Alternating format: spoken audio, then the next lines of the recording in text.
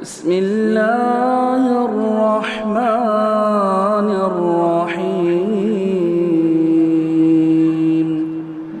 وہ زمانے میں معزز تھے مسلمان ہو کر، وہ زمانے میں معزز تھے مسلمان ہو کر، اور تم خوار ہوئے تارک قرآن ہو کر۔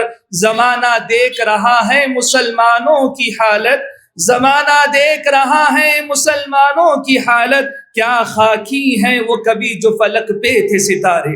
اب میں انہی چند کلمات کے ذریعے میرے عزیز ساتھی جامعہ محمدیہ عربیہ رائے دروگ کا ایک ابھرتا ستارہ، حیدرآبادی عوام کے ہر دل عزیز فضیلت الشیخ ابو الحیثم حافظ اسلم جامعی امام و خطیب مسجد عباد الرحمن کو دعوت سخن دیتا ہوں کہ وہ مسلمانوں کے ماضی اور حال کے عنوان پر تقریر کریں۔ جزاک اللہ۔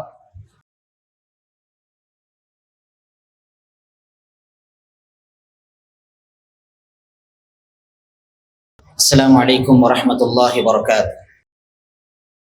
الحمد للہ الذی ہدانا لہذا وما كنا لنهتدی لولا ان ہدانا اللہ والصلاة والسلام علی رسول اللہ اشہد ان لا الہ الا اللہ وحدہ لا شریک لہ واشہد ان محمدا عبدہ ورسولہ اما بعد۔ اعوذ باللہ من الشیطان الرجیم، بسم اللہ الرحمن الرحیم۔ ان اللہ لا یغیر ما بقوم حتى یغیروا ما بانفسهم واذا اراد اللہ بقوم سوءا فلا مرد له وما لهم من دونه من وال۔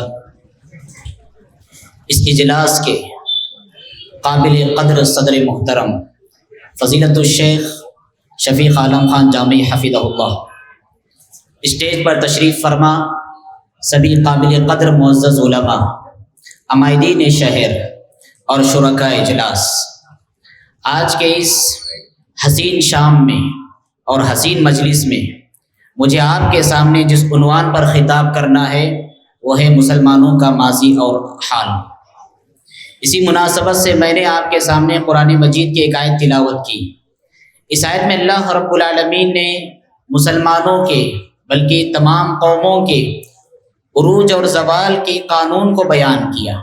اللہ تعالیٰ نے فرمایا ان اللہ لا یغیر ما بقوم حتی یغیروا ما بانفسهم، کہ اللہ رب العالمین کسی بھی قوم کی حالت کو اس وقت تک نہیں بدلتا جب تک کہ وہ اپنے آپ کو نہ بدل لے۔ وَإِذَا أَرَادَ اللَّهُ بِقَوْمٍ سُوءًا فَلَا مَرَدَّ لَهُ، اور جب اللہ تعالیٰ کسی قوم کو ذلیل کرنا چاہے دنیا کی کوئی طاقت اس قوم کو عزت اور سربلندی کی راہیں نصیب نہیں کر سکتی۔ وَمَا لَهُم مِّن دُونِهِ مِن وَالٍ، اور اللہ رب العالمین کو چھوڑ کر ان کا کوئی دستگیر نہیں ہو سکتا اور ان کا کوئی مشکل کشا نہیں ہو سکتا۔ حضرات، یہ آیت بتلاتی ہے کہ مسلمان ماضی میں جب بھی سر بلند رہے، جب بھی عزت کی زندگی انہوں نے گزاری اور جب بھی عروج و اقبال کی راہیں انہیں نصیب ہوئی، ان صفات کی وجہ سے ہوئی جو صفات کے ان کے سینوں میں تھی اور ان کے اندر تھے۔ وہ انقلابی صفات، وہ انقلابی خوبیاں اور وہ انقلابی کمالات جب ان کے اندر سے ختم ہو گئی، پھر وہی عروج پر رہنے والی قوم زمین کی پستی پر آ کر گر گئی۔ آپ قوم مسلم اور دنیا بھر کی دوسری قومیں، دونوں کے درمیان ایک بنیادی فرق یہ ہے، مسلمان جب بھی اپنے دین سے وابستہ ہوتا ہے، اپنے دین سے جڑتا ہے، یہ ترقی کرتا ہے، یہ پھلتا ہے، یہ پھولتا ہے، یہ عزت کی زندگی گزارتا ہے، بمقابل دوسرے ادیان اور دوسرے مذاہب والوں کے وہ اپنا دین چھوڑتے ہیں تو ترقی کرتے ہیں۔ ہاں، وہ طاقت کے بل پر ترقی کریں گے، وہ فوج کے بل پر ترقی کریں گے، وہ اسلحوں کی بنیاد پر ترقی کریں گے، وہ نئی نئی ایجادات کی بنیاد پر ترقی کریں گے، لیکن مسلمانوں کا معاملہ بالکل مختلف، وہ اپنے دین سے جڑ کر ہی ترقی کر سکتے ہیں۔ یہ ساری کی ساری ماضی کی داستانوں کا خلاصہ اور ماضی کی داستانوں کا نچوڑ ہے جو میں نے آپ کے سامنے رکھنے کی کوشش کی۔ آپ ہندوستان کا جو منظرنامہ میرے اور آپ کی نگاہوں کے سامنے ہے، آپ اچھی طرح سے واقف ہیں کہ کس طرح مسلمانوں کو ہر نئے دن نیا قانون بنا کر مسلمانوں کا عرصہ حیات اور ہندوستان میں رہنا دوبھر کر دیا جا رہا ہے۔ کس طرح نئے نئے قوانین کے ذریعے مسلمانوں کو ٹینشن اور ڈپریشن میں مبتلا کیا جا رہا ہے۔ آپ اگر حالات پر آپ کی رخ ہو، ہندوستان کی سیاست پر اگر آپ کی نظر ہو، تو جو ذی ہوش احباب ہیں ان کی راتوں کی نیندیں حرام ہیں، اس لیے کہ ملک کو ایسے رخ کی طرف لے جایا جا رہا ہے جس رخ پر پہنچنے کے بعد مسلمانوں کے لیے صرف ذلت اور رسوائی کے سامان کے علاوہ اور کوئی نہیں۔ یہ آخر کیوں ہے؟ آخر کیوں؟ مسلمان یہ وہ قوم ہے جو ماضی کی انتہائی روشن تاریخ اپنے پاس رکھتی ہے، اور جس قدر یہ روشن تاریخ اپنے پاس رکھتی ہے، دنیا کے کوئی قوم اس قدر روشن تاریخ اپنے پاس نہیں رکھتی۔ اللہ کے رسول صلی اللہ علیہ وسلم نے ایک حدیث میں ارشاد فرمایا تھا، ان اللہ زوالی الارض فرأیت مشارقها ومغاربها وان امتی سیبلغ ملکها ما زوی لی منها۔ اللہ رب العالمین نے مشرق اور مغرب کو سمیٹ کر میرے آنکھوں کے سامنے دکھائے، اور میری امت کا اقتدار وہاں تک پہنچنے والا ہے جہاں تک کہ اللہ نے زمین کو سکیڑ کر میری نگاہوں کے سامنے دکھایا۔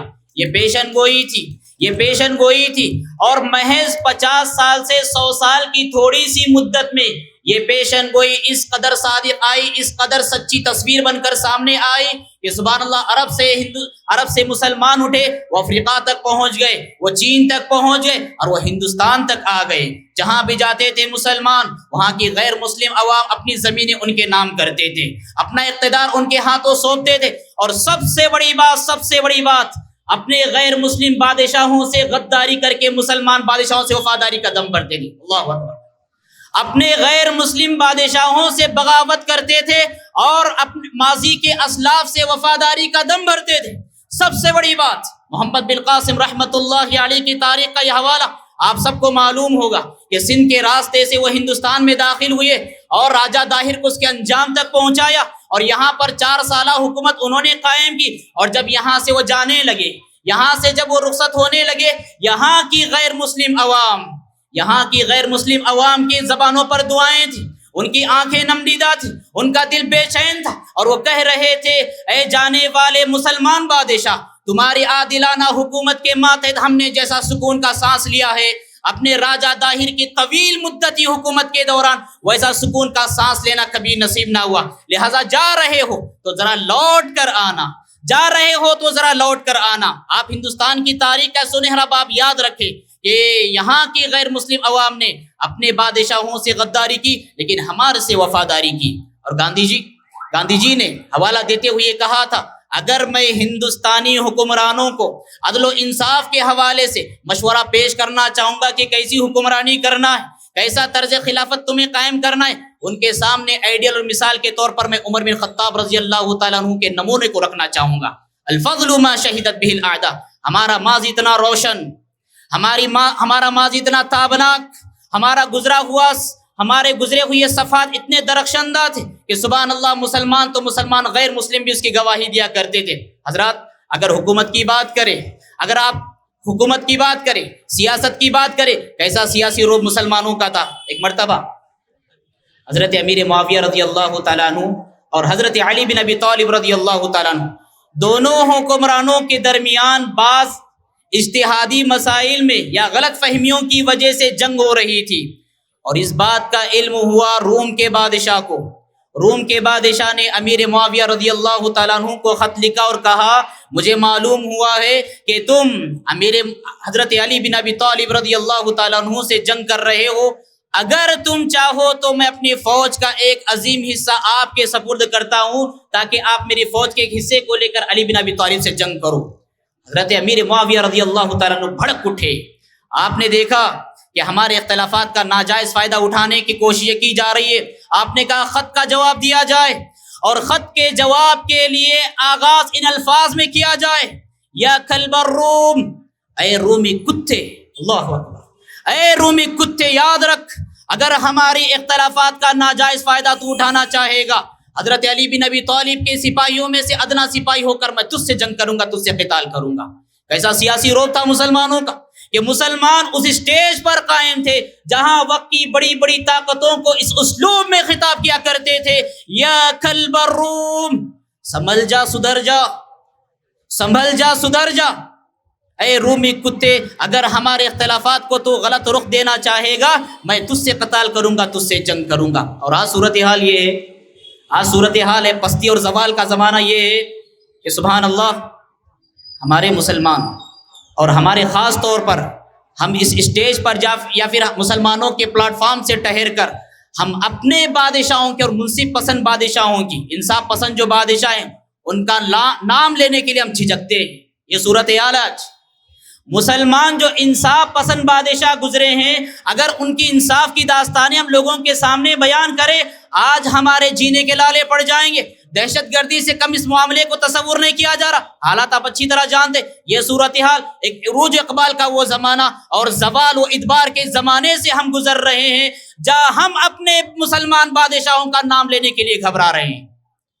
اگر آپ خلافت عثمانیہ کا مطالعہ کرتے ہوں تو آپ کو پتہ چلے گا سبحان اللہ کیسا مسلمانوں کا سیاسی رعب تھا کہ خلافت عثمانیہ کے حوالے سے بات کہی جاتی ہے کہ یورپ کے ساحل سے مسلمانوں کے سفینے جب گزرتے تھے تو ساحلوں پر موجود معبد جو ہوتے ہیں، عیسائی جو گرجا گھر ہوتے ہیں، ان میں گھنٹیاں نہیں بجتی تھی۔ کیوں؟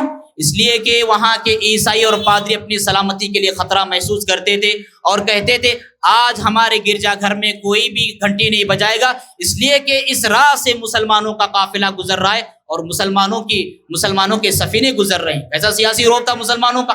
اگر تہذیب کی بات کریں، کلچر کی بات کریں، مسلمانوں کی تہذیب، مسلمانوں کا کلچر، مسلمانوں کی بولی اور مسلمانوں کا جینے کا انداز اس قدر حاوی اور اس قدر غالب تھا، یورپ کا انگریز عربی زبان کے چند جملے بول کر فخر محسوس کرتا تھا، جیسے آج ہم انگلش کے چند جملے بول کر فخر محسوس کرتے، انگریزوں کی نقالی کر کے فخر محسوس کرتے، انگریزی اسٹائل میں بال بنا کر فخر محسوس کرتے، انگریزی طرز کا لباس پہن کر فخر محسوس کرتے تھے۔ مسلمانوں کی عروج و اقبال کا ایک زمانہ وہ زمانہ تھا جہاں پر انگریز عربی کے چند جملے بول کر فخر محسوس کرتا تھا اور کہتا تھا میں اس قوم کی زبان بول رہا ہوں جو قوم کی دنیا کی امام ہے، دنیا کی حاکم ہے اور دنیا کی قائد ہے۔ ایک عروج اقبال کا وہ زمانہ اور پستی و ادبار کا ایک یہ زمانہ، سبحان اللہ۔ حضرات آخر کیا وجہ ہے 1000 سالہ سنہری تاریخ مسلمان اپنے پاس رکھنے کے باوجود یہ پستی، یہ ذلت، یہ رسوائی، یہ پسپائی آخر کیوں ہے؟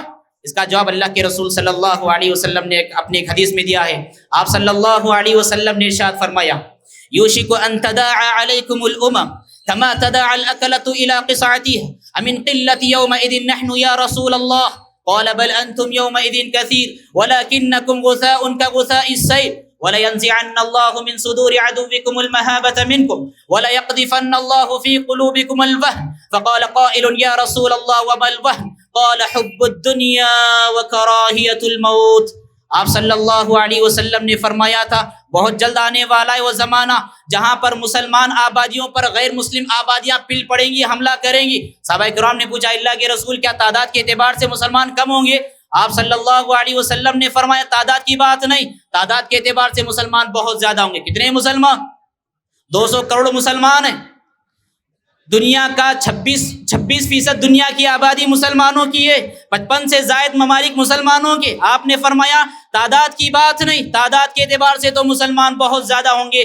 وَلَكِنَّكُمْ غُثَاءٌ كَغُثَاءِ السَّيْلِ، لیکن مسلمانوں کی حیثیت سمندر میں جو جھاگ اور کچرا ہوتا ہے مسلمانوں کی حیثیت ویسے ہو جائے گی۔ اور اس کے بعد اللہ کے رسول نے فرمایا وَلَيَنزِعَنَّ اللَّهُ مِن صُدُورِ عَدُوِّكُمُ الْمَهَابَةَ مِنكُمْ، دشمنوں کے دلوں میں تمہارا جو رعب ہے اللہ نکال دے گا۔ وَلَيَقْذِفَنَّ اللَّهُ فِي قُلُوبِكُمُ الْوَهْنَ، اور تمہارے دلوں میں وہن نامی بیماری ڈال دے گا۔ آپ سے پوچھا گیا اللہ کے رسول یہ وہن کیا ہے؟ آپ نے فرمایا حب الدنیا وکراہیت الموت۔ یہ بنیادی سبب ہمارے زوال کا، ہماری پستی کا، ہماری رسوائی کا بنیادی سبب حب الدنیا وکراہیت الموت۔ دنیا کے عاشق ہیں، دنیا پر فریفتہ ہیں۔ آپ دیکھیں ہندوستان کی تاریخ میں جو مغلوں کی حکومت رہی ہے تقریباً 300 سال سے 350 سال تک مغلوں کی حکومت رہی ہے۔ ظہیر الدین بابر سے اس کا آغاز ہوا اور بہادر شاہ ظفر کی حکومت کے سورج کے غروب ہونے کے ساتھ اس حکومت کا خاتمہ ہوا۔ 300 سے 350 سال انہوں نے حکومت کی، اور کیا کیا حکومت کے دوران؟ زمینیں جائیداد اکٹھا کی انہوں نے، بنگلے بنائے انہوں نے، بڑے بڑے قلعے تعمیر کیے انہوں نے، اللہ کے دین کے لیے کچھ نہ کیا، اللہ کے دین کی زمین پر بالادستی کے لیے کچھ نہ کیا۔ اور انجام کیا ہوا؟ انجام کیا ہوا؟ مغل حکومت کا جو آخری بادشاہ بہادر شاہ ظفر، انگریزوں نے اسے برما کے قید خانے میں قید کیا اور اس کے آنکھوں کے سامنے ناز و نعم اور عیش و عشرت میں پلنے والی اس کی اولاد کو اس کے نگاہوں کے سامنے زندہ ذبح کیا۔ کتنا بد نصیب ہے ظفر دفن کے لیے، کتنا بد نصیب ہے ظفر دفن کے لیے۔ ایک گزبی بھی مل نہ سکی کوئی یار میں، حب الدنیا وکراہیت الموت، یہ ہمارا کردار، یہ ہمارا رویہ۔ اور ہمارے اسلاف کا سلوک دیکھیے۔ حضرت خالد بن ولید رضی اللہ تعالیٰ عنہ وہ گئے دشمن کے پاس اور کہا اسلام قبول کرو۔ خالد بن ولید رضی اللہ تعالیٰ عنہ نے کہا اسلام قبول کرو۔ جب دشمن نے انکار کیا تو کہا اچھا اسلام قبول نہیں کرنا چاہتے ہو، ہماری حکومت کے زیر سایہ زندگی گزارنا چاہتے ہو تو ٹیکس دو، جزیہ دو، امن میں رہو گے، تمہاری سلامتی کو خطرہ نہیں ہوگا۔ اگر اس کے باوجود بھی اگر نہیں مانو گے تو یاد رکھو فقد جئتکم بقوم یحبون الموت کما تحبون الحیاۃ، ایسے لشکر کے ساتھ آ رہا ہوں، ایسا لشکر لے کر آؤں گا جو موت سے ایسے ہی پیار کرتا ہے جیسے تم زندگی سے پیار کرتے ہو۔ حضرات یہ بہت بنیادی ریزن ہے ہماری ذلت اور رسوائی کا۔ اب اقبال کی راہ ہمیں کیسے نصیب ہوگی؟ اقبال کی راہیں کیسی نصیب ہوگی؟ ہم کیسے دنیا میں ترقی کریں گے؟ ہم سر بلند کیسے ہوں گے؟ دنیا میں عزت کی زندگی کیسے گزاریں گے؟ اس کی سب سے بنیادی، اس کا سب سے اہم راستہ، بنیادی راستہ وہ راستہ ہے جو ہمارے اسلاف نے انتخاب کیا۔ وہ توحید کا راستہ ہے، عقیدے کا راستہ ہے، شرک سے بیزارگی کا راستہ ہے، اللہ کے رسول کی اتباع کا راستہ ہے، قرآن کی طرف پلٹنے کا راستہ ہے، اقوال رسول کو اوروں کے اقوال پر ترجیح دینے کا راستہ ہے۔ یہ واحد اور سب سے بنیادی اور پہلا راستہ ہے جس راستے پر چل کر ہمیں عزت نصیب ہوگی۔ اللہ رب العالمین نے فرمایا وعد اللہ الذین آمنوا منکم وعملوا الصالحات ليستخلفنهم في الارض كما استخلف الذین من قبلهم وليمكنن لهم دینهم الذی ارتضى لهم وليبدلنهم من بعد خوفهم امنا یعبدوننی لا یشرکون بی شیئا۔ اللہ تعالیٰ نے کہا دنیا میں جینے والے لوگوں، زمین میں اقتدار چاہتے ہو تو بتاؤ، زمین میں خلافت چاہتے ہو تو بتاؤ، ویسی خلافت عطا کریں گے جیسے تمہارے اسلاف کو خلافت عطا فرمائی، اور اس دین کے قدم زمین پر مضبوط جما دیں گے جیسے تمہارے اسلاف کے دین کو مضبوطی سے زمین پر بالادستی عطا فرمائی۔ اور پھر یہ خوف کے حالات، یہ گھبراہٹ کے حالات، یہ بے چینی کے حالات، ان کا خاتمہ کر کے امن والی فضا ہم قائم کریں گے۔ لیکن ایک شرط ہے، ایک شرط ہے، ایک شرط ہے، یعبدوننی لا یشرکون بی شیئا، تم سب کے سب موحد بندے بن جاؤ، شرک سے بغاوت کرنے والے بن جاؤ، سب کے سب موحد بندے بن جاؤ، شرک سے جگہ نہ دو اپنے سینوں میں، توحید سے پیار کرو۔ جس دن تم سارے کے سارے موحد بن جائیں گے، ہمارا تم سے وعدہ ہے کہ زمین کا اقتدار ہم تمہارے ہاتھوں میں سونپ دیں گے۔ شرک کو جگاتے ہوئے، بتوں سے لو لگاتے ہوئے کیا زمین پر اقتدار کا خواب دیکھ سکتے ہیں ہم؟ یہ خواب ہمیشہ خواب ہی رہے گا، کبھی شرمندہ تعبیر نہیں ہوگا۔ خدا سے تجھے نا امیدی، بتوں سے تجھ کو امید ہے، خدا سے نا امیدی، مجھے بتا تو صحیح اور کافری کیا ہے۔ حضرات بہت ضروری، سب سے پہلا راستہ عروج اقبال کا توحید کا راستہ ہے۔ اسی لیے شیخ البانی رحمۃ اللہ علیہ نے خاص طور پر ایک جملہ ارشاد فرمایا تھا ان لوگوں کے لیے جو خلافت اسلامیہ کا رہ کر نعرہ لگاتے، انہیں خطاب کرتے ہوئے آپ نے فرمایا اقیموا دولت الاسلام فی قلوبکم تقم لکم فی ارضکم، اے خلافت اسلامیہ کا نعرہ لگانے والوں، سب سے پہلے خلافت اسلامیہ اپنے دل کی زمین پر قائم کرو، اللہ رب العالمین تمہاری سرزمین پر خلافت اسلامیہ قائم فرمائے گا۔ یہ پہلا راستہ ہے، اور ہمارے اسلاف کو اچھی طرح معلوم ہے کہ ہماری عزت، ہماری سر بلندی ہمارے مذہب سے جڑی ہوئی ہے، ہمارے دین سے جڑی ہوئی ہے۔ اس لیے عمر بن خطاب رضی اللہ تعالیٰ عنہ نے جب حضرت عبیدہ بن جراح رضی اللہ تعالیٰ عنہ نے ان سے کہا ہلا غیرت ثیابک، یہ عیسائی لوگ آپ کے حوالے بیت المقدس کی چابیاں دینے والے ہیں، آپ کی صورتحال یہ ہے کہ مسلسل سفر کی وجہ سے غبار اٹا ہوا ہے، غبار آلود بال ہیں آپ کے، ہلا غیرت ثیابک، کاش آپ نے اپنا لباس ہی چینج کیا ہوتا۔ عمر بن خطاب رضی اللہ تعالیٰ عنہ نے دیکھا کہ ابو عبیدہ بن جراح رضی اللہ تعالیٰ عنہ کے اندر تھوڑی بہت مروبیت اور دوسروں سے متاثر ہونے کی بو آ رہی ہے، آپ نے وارننگ دیتے ہوئے کہا یاد رکھو ابو عبیدہ بن جراح اگر تمہارے علاوہ یہ جملہ کوئی اور کہتا نا اس کو سخت ترین سزا دیتا. یاد رکھو انا کنا اذل امہ فعزنا اللہ بالاسلام. ہم دنیا کی سب سے ذلیل ترین قوم تھے. کیا تھا ہمارے پاس؟ شعر و شاعری کے علاوہ کوئی ہمارا کام نہیں. اونٹوں کو ڈھنگ سے چرانے نہیں آتا تھا ہم کو. معمولی باتوں پر صدیوں لڑتے بھیڑتے تھے ہم. دنیا کی جو بڑی بڑی سلطنتیں ہیں, بڑی بڑی طاقتیں حد شمار سے باہر نکال کر پھینکا تھا ہم سب کو. انا کنا اذل امہ, دنیا کی سب سے ذلیل ترین قوم تھی. فعزنا اللہ بالاسلام, اللہ نے اسلام کے ذریعے عزت دی, اللہ نے اسلام کے ذریعے سر بلند فرمایا. ومہما ابتغینا العزت بدون اذلنا اللہ. یاد رکھو لباس میں عزت کو تلاش کرو گے, بنگلوں میں عزت کو تلاش کرو گے, قیمتی کاروں میں اور قیمتی گاڑیوں میں عزت کو تلاش کرو گے, جائیدادوں میں عزت کو تلاش کرو گے, دنیا میں عزت کو تلاش کرو گے, اذلنا اللہ, اللہ زمین پر ذلیل کر کے رکھ دے گا. یہ بہت اہم پیغام ہے جو ہم سب کو یاد رکھنا ہے کہ اللہ رب العالمین نے ہماری عزت, ہماری سربلندی, ہمارا وقار, ہمارا وجود اسلام سے جوڑ دیا ہے. جب کبھی ہم اسلام سے مضبوط تعلق اپنائیں گے اللہ رب العالمین سربلندی نصیب فرمائے گا. ہم اس موقع پر صلاح الدین ایوبی رحمۃ اللہ علیہ کو بڑا تڑپ کر یاد کرتے ہیں. فلسطین کی صورت مظلومیت کی اس داستان کو دیکھ کر اور اس کی تصویر کو دیکھ کر بڑے تڑپ کر یاد کرتے ہیں. اللہ امت میں اور ایک صلاح الدین ایوبی ایسا پیدا کرے جو ظالم کی اینٹ سے اینٹ بجائے اور وہاں کے مظلوم مسلمانوں کو آزادی دلائے. آپ کا ایک کردار تھا. صبح عیسائیوں سے جنگ ہونے والی, رات کا ماحول تھا, چاند اپنی چاندنی بکھیر رہا تھا. آپ اپنے خیمے سے باہر نکلتے ہیں اور خیموں کا جائزہ لیتے کہ کون کیا کر رہا ہے دیکھنے کے لیے. پہلے خیمے میں دیکھتے ہیں تو وہاں پر مسلمان قرآن کی تلاوت کر رہے ہیں. دوسرے خیموں کا جائزہ لیتے ہیں تو وہاں دیکھتے ہیں کہ مسلمان وہاں پر دعائیں کر رہے ہیں. تیسرے خیمے میں دیکھتے ہیں کہ وہاں پر مسلمان مناجات کر رہے ہیں. اور چوتھے خیمے میں دیکھتے ہیں تو وہاں پر مسلمان آرام کر رہے ہیں اس لیے کہ کل جنگ کرنا ہے. صلاح الدین ایوبی رحمۃ اللہ علیہ نے ان سے مخاطب ہو کر کہا لوگوں اگر کل کی تاریخ میں ہمیں شکست ہو گئی, کل کی بازی میں اگر ہم ہار گئے, یاد رکھو اس کا بنیادی سبب تم لوگ ہوگے.